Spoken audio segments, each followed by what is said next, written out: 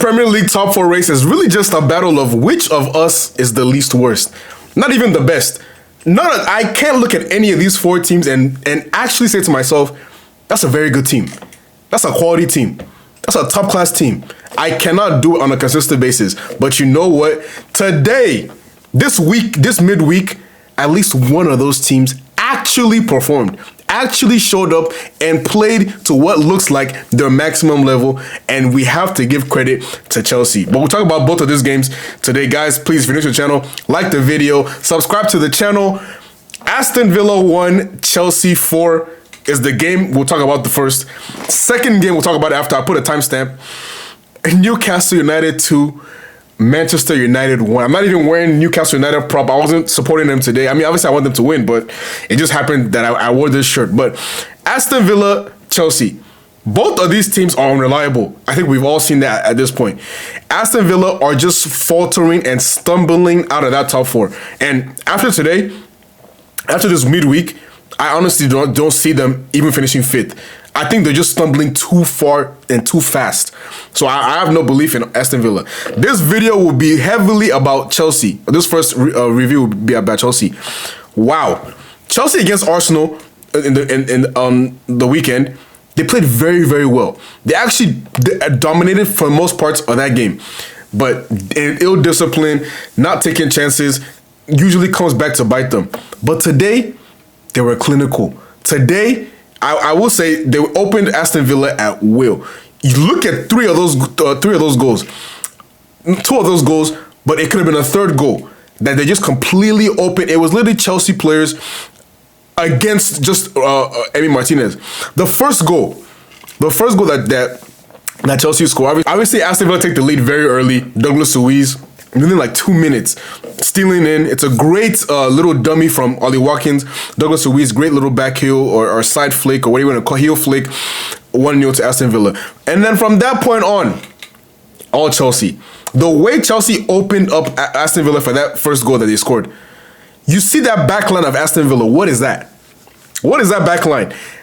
Initially, I'm thinking to myself, there's no way Malagusta's onside. Then I see the replay, and I see they're literally staggered in the most... He could have been 5 yards further forward and it was still been onside. Obviously, that's an exaggeration, but that's how bad that Aston Villa line was. And you know what? Credit to Malagusta making that run. Credit to Enzo Fernandez for picking him out. But Ezri Konsa, you see João Pedro, or you should know that João Pedro is right next to you. He just sprints right past you for the easiest tapping. Great ball across the goal for João Pedro. Steals him right past you, 1-1. That is too easy. And you know what? They just kept replicating the trick. The goal that João Pedro scores for his second goal is an incredible goal. It's such a wonderful goal. Enzo Fernandez, the way he picks him out, that little dink, pass, that little slide rule pass in the box, and then his finishing. João Pedro, who have been critical from basically the month of, September to Jan. September to late December. Ever since Maresca left and Liam Rosinho came in, João Pedro has turned a new leaf. He's looking like preseason, beginning of the season, João Pedro again. It's actually looking even better than that, João Pedro. What a finish with his left foot to dink it over Emi Martinez, 2-1 Chelsea. And at that point, I'm thinking to myself, there's no way Aston Villa, when the backs are up against the wall, when bad things happen to Aston Villa, they just completely lose all composure. They lose all focus. They lose all composure. When they go down, they just struggle to get their heads back in the game. And that's exactly what happened today. Chelsea just continued. It was the way Chelsea created chances in this game was far too easy. Chelsea are very, very good. They have good technical players. João Pedro, Cole Palmer, Enzo Fernandez. They have good attacking players, right? Those three are kind of the main ones. But I'm seeing Garnacho cook, and in the manner he's cooking in. I think to myself, there's no way Alejandro Garnacho can look this good. Aston Villa made Garnacho look like Neymar at points in that game. That's how good he looked. Obviously, he flops, misses a lot of opportunities, but he just looked so good. And the way Enzo, Palmer, and Reece James were working on Reece James and also Malagusto on that right hand side. The right hand side of Chelsea today was incredible. They dominated Aston Villa's left hand side. It was just far too easy. The goal that Palmer scores is another example of that. A perfectly weighted pass. I think it's either to Reece James or Malagusto, and it just falls back to him, and it's a great finish into the bottom corner. And then the same guy, Cole Palmer, beautiful ball over the top to what's his name? Garnacho, and then an easy tap in for João Pedro's third. And Garnacho is so funny because even that simple moment, he still almost finds a way to fumble it and mess it up. The guy is hilarious. But João Pedro today, he's officially back, and he's back at the most pivotal time. I look at Chelsea now, I'm thinking to myself, you know what? I don't trust you. As a team, I don't trust you. But honestly, when I look at all these teams, Liverpool, Villa, United, Chelsea actually have the players I trust the most. Caicedo, Reece James, João Pedro, Enzo Fernandez, Cole Palmer. You have 4 or 5 solid players in your starting 11 that you can actually trust to get to perform week in, week out. Week in, week out, and push you. How many teams in that top 4 race can say that they have 5 players that they can rely on consistently? Not just 5 players, but 5 players that can impact goal scoring, impact chance creation, impact the midfield and the attack. How many teams can say that they have that? I think Chelsea. Maybe you say Liverpool, but nah.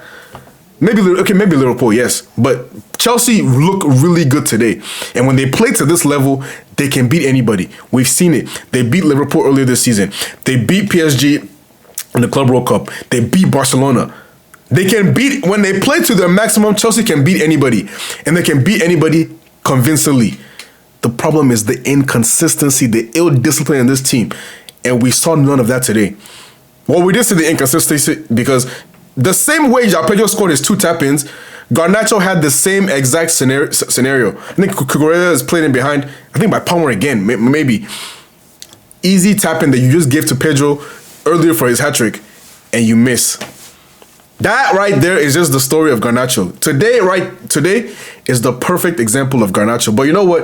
We're not even going to dwell on him because today is just a positive day for Chelsea. We have to speak on the positives. Reece James, Caicedo, Enzo, Palmer, and João Pedro.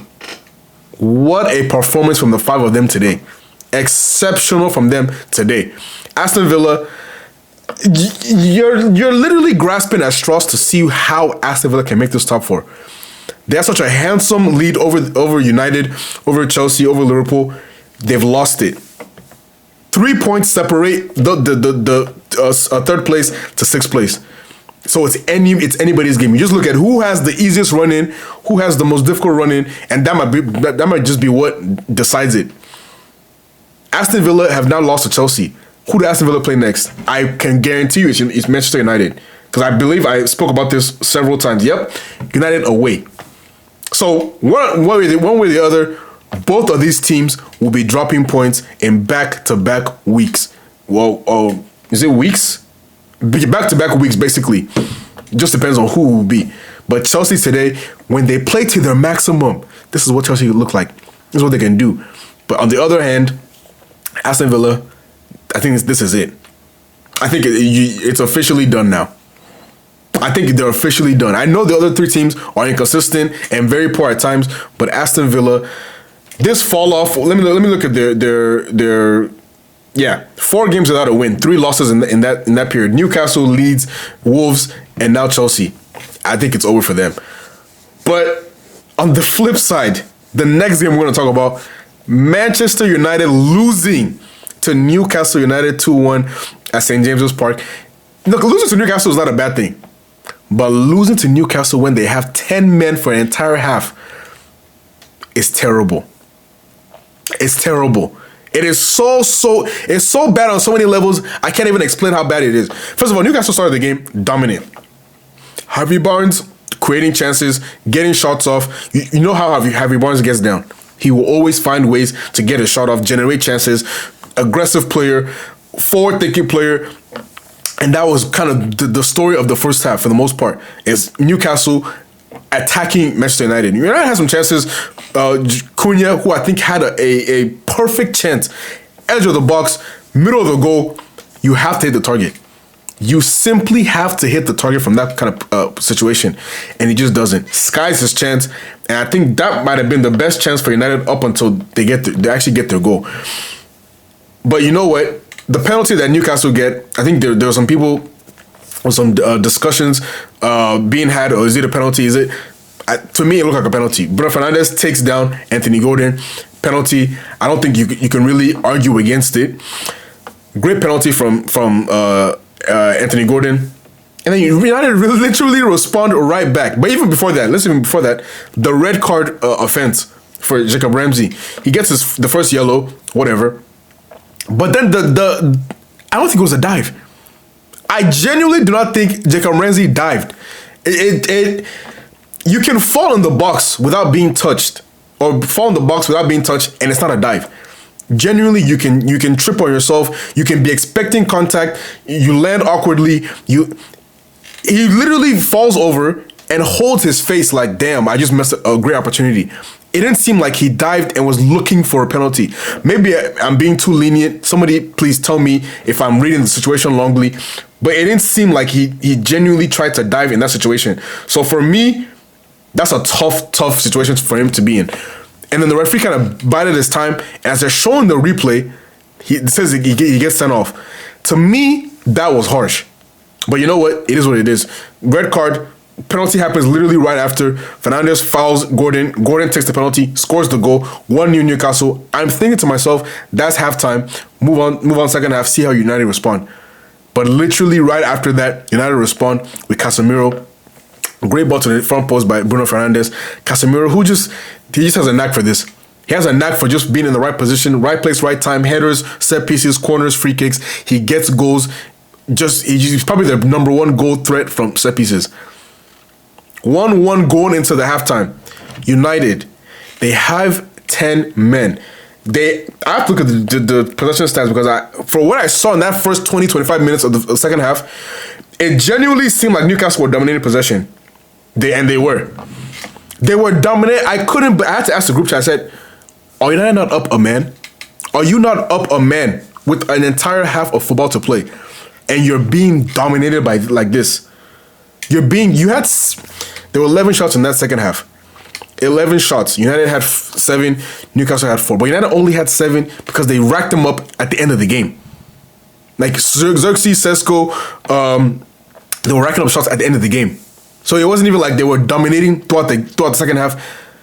For you to be up 10, up a man, and to be dominated like that, I do not care that they're at home. That should not matter. You're trying to get to the top 4. You're trying to get Champions League football back, and that's the performance. You don't deserve it. If that's how you're gonna play, you do not deserve it. That was pathetic from Manchester United. Not even creating quality chances, not dominating the ball, nothing they showed told me, you know what, this is a team that deserves to be in the Champions League. This is a team that when they go to the Champions League, they're gonna perform and they're gonna show up and show why they deserve to be in that competition. They showed nothing today.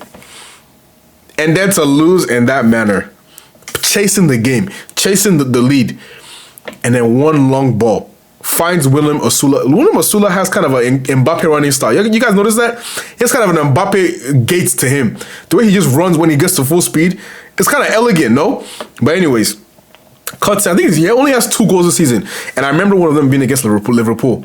I actually think maybe both were against Liverpool. I'm not too sure on that, but he scored 1 against United today, and let me just quickly look at what the other goal was.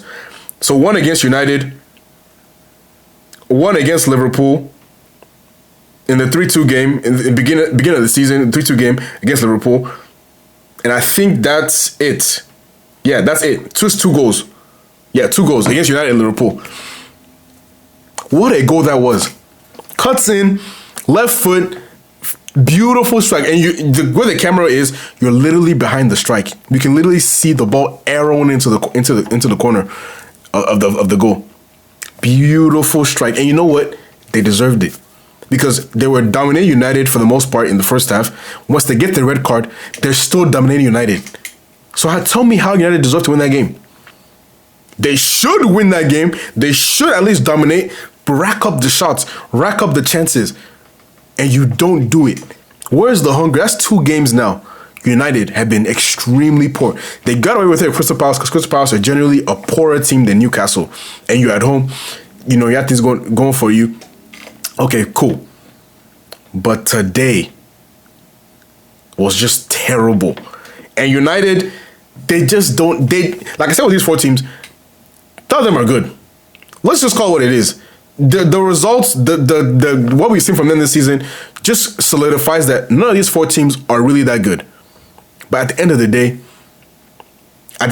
day, who would be the least worst team of these 4 to make Champions League? It's looking like maybe 3 spots for Champions League, maybe 2. I'm not sure how the coefficient will work. The Champions League draws look very tough. I'm not sure how it's going to be graded. It might end up being 5, but none of these teams deserve top 4. None of these teams, they just don't play good enough, well enough. But somebody has to make it. And now, after this week of results, after what I've seen, it's looking like Aston Villa might be the odd one out. I'm not saying that because it's big team bias or because I want to see all the biggest teams in the league, you know, get to the Champions League. Not really.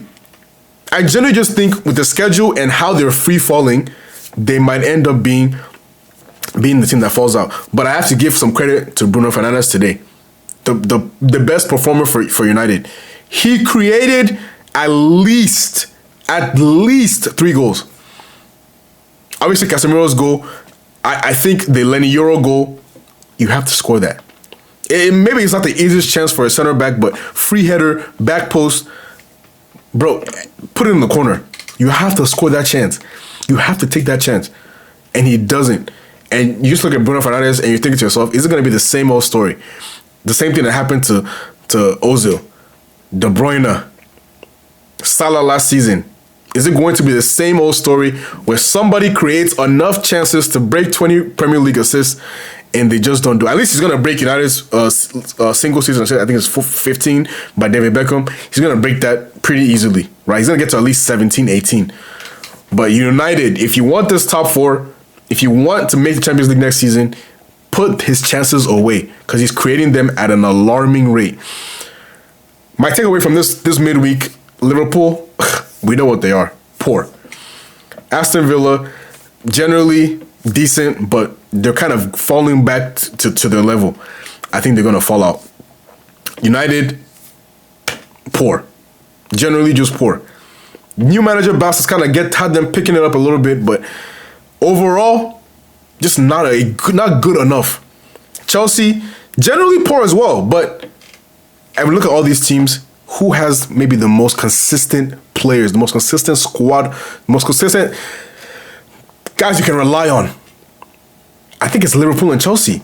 And today Chelsea showed why I'm so high on them in terms of making Champions League. At the end of the day, they might just have the overall best quality, most quality out of these teams to make top 4. So today, great performance from Chelsea, dismantling Aston Villa. United, extremely poor. And I don't know where they go from here. You play Villa next. Villa obviously will be hungry after this embarrassment. United obviously will also be hungry after this embarrassment. So let's see how these teams respond in maybe about 10 or so days' time. Let's see how they respond. But guys, who makes top 4? Those 4 teams, Liverpool, Chelsea, Villa, United, who makes top 4 out of those? Give me the list. Rank the 4 in order of who will be ranked, who will finish the highest in the table.